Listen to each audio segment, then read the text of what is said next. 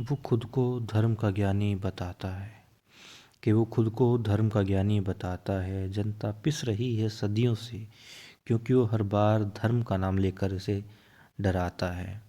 आज पड़ताल होनी है, आज पड़ताल होनी है कि कौन सही है कौन गलत है। वो कभी लेकर के नाम इसका कभी उसका हम सबको डराता है।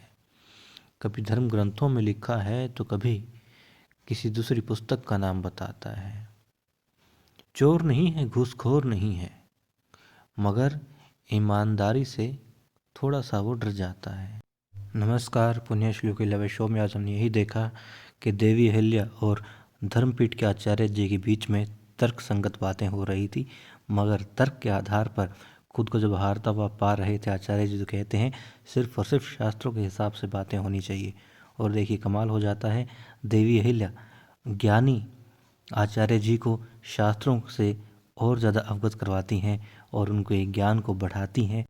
और फिर चुप भी हो जाते हैं, क्रोधित भी हो जाते हैं आचार्य जी जब खुद के ज्ञान को थोड़ा सा देवी अहिल्या के माध्यम से और ज़्यादा बढ़ा हुआ पाते हैं। मगर फिर कहते हैं कि जो हम कह रहे हैं वही सही है। जी हाँ, हमने देखा कि देवी अहिल्या और धर्मपीठ के आचार्य जी के बीच में आज खूब बहस होती है। कभी देवी अहिल्या का पलड़ा भारी नजर आ रहा था तो कभी आचार्य जी का। और कमाल की बात थी, दोनों की बातें जब देवी अहिल्या बोलती तब भी लोग सहमति जताते और जब आचार्य जी बोलते तब भी लोग उसमें हामी भरते थे।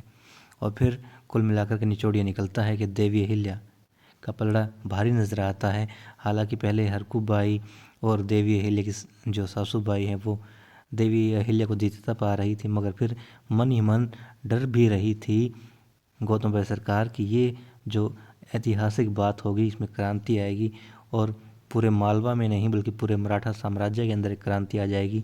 और ये होना चाहिए मेरे बेटे के माध्यम से, ना कि बहू के माध्यम से। मगर फिर भी द्वारकाबाई साहेब काफ़ी देर तक तो चिंतित थी कि कहीं देवी अहिल्या जीत ना जाए। फिर लग रहा था कि नहीं, वो तो जीत ही नहीं सकती, हारेगी।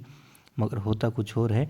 और उनकी बातें सुन करके जब बार बार कह रहे थे लोग कि हाँ हमें तो शास्त्रों की बात मालूम ही नहीं थी, और देवी अहिल्या जब बताती है कि शास्त्रों में वाकई में क्या क्या लिखा गया है, कई सारे शास्त्रों के धर्म ग्रंथों के उदाहरण देती है कि किस में क्या लिखा गया है महिलाओं के प्रति और जो है विधवा विवाह के बारे में, तब लोग कहते हैं कि हाँ हमें ये बातों मतलब बताई ही नहीं गई, हमारे धर्म गुरुओं ने हमें अंधेरे में रखा। हमारा जो धर्म है वो तो इतना लचीला है और इतना मतलब कि हमारे लिए अच्छा है, मगर हमें तो इसके बहुत कठोर बताया गया है। तब देवी अहिल्या कहती है हाँ समय के साथ में बदलाव होने चाहिए, होते भी हैं, मगर यदि बात धर्म ग्रंथों के हिसाब से तब भी यही है कि विधवा विवाह वहाँ भी मान्य किया गया है। ऐसी बातों पर आचार्य चुप हो जाते हैं, क्रोधित भी हो रहे होते हैं मन ही मन, मगर लोगों के सामने कुछ नहीं बोल सकते थे। फिर थोड़ी सी उत्सुकता करते हैं और अपने आप को मतलब थोड़ा ताकतवर दिखाने की कोशिश करते हैं गुस्से के माध्यम से। मगर बात बात पर जब देवी अहिल्या से कहते हैं उदाहरण दो उदाहरण दो, देवी अहिल्या उदाहरण देती तो सारे पंडित अपनी अपनी पुस्तकें उठा के जुट जाते हैं पढ़ने में और फिर पाते हैं कि हाँ देवी अहिल्या सही कह रही है। ऐसे में फिर जब खंडेराव जी कहते हैं कि जो शास्त्र हैं उसके माध्यम से जीत देवी अहिल्या की तरफ ही है, तब आचार्य जी फिर से गुस्सा हो जाते हैं क्योंकि देवी अहिल्या ने कहा कि आप अब इस माध्यम से ये दीजिए ऐसा ऐतिहासिक निर्णय जिससे विधवा औरतों की और बल्कि स्त्री जाति की ही जो है एक जीवन में खुशहाली का मार्ग बने।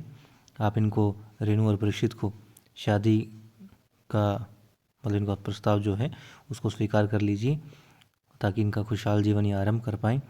ऐसे में फिर से उखड़ जाते हैं और कहते हैं विनाश होगा, ये होगा, वो होगा।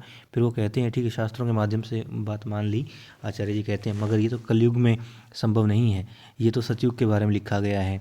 मतलब अपनी बात को हारते हुए नीचे गिरते हुए देख रहे थे, मगर फिर भी डटे रहना चाहते थे, किसी माध्यम से उनकी बात रह जाए और लोगों के सामने उनका जो है उपहास ना हो। फिर वो कहते हैं कि देखो खंडेराव जी आपके सामने बहुत सारे दूर दूर के लोगों ने जो है धर्म ग्रंथ के लोगों ने धार्मिक लोगों ने अपने अपने सुझाव भेजे हैं और सब ने यही कहा है कि विवाह नहीं होना चाहिए। तो ऐसे में आप धर्म के खिलाफ ना जाएं क्योंकि इससे कोई भी सत्ता या कोई भी इंसान जो है वो स्थायी नहीं रह सकता, उसका विनाश संभव है। मतलब डराना चाहते हैं यहाँ पर। फिर तुकोजी और जो गंगूबात आते हैं उनको बुलाते हैं, खंडेराव जी सलाह मशवरा करते हैं और फिर वो कहते हैं कि गंगूबात आते कहते हैं कि खंडेराव जी ने अपना निर्णय ले लिया है। और निर्णय क्या लिया है बताया नहीं है, कल बताएंगे हमें।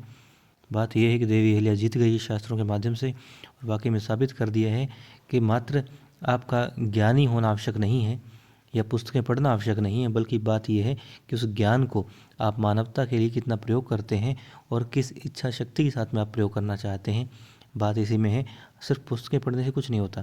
जो ज्ञान आपने प्राप्त किया है उसे और आगे बढ़ाएं और एक मतलब कि समाज में नई क्रांति जो से आ सकती हो, नई एक मानवता के लिए कुछ अच्छा हो सकता हो, तो उसमें आपको वो प्रयोग करना चाहिए। अब लोग जो जनता है वो दोनों के पक्ष में है, दोनों तरफ से कभी उसमें हामी भर रहे थे, कभी उसमें हामी भर रहे थे। अब बात है खंडेराव जी क्या फैसला लेंगे।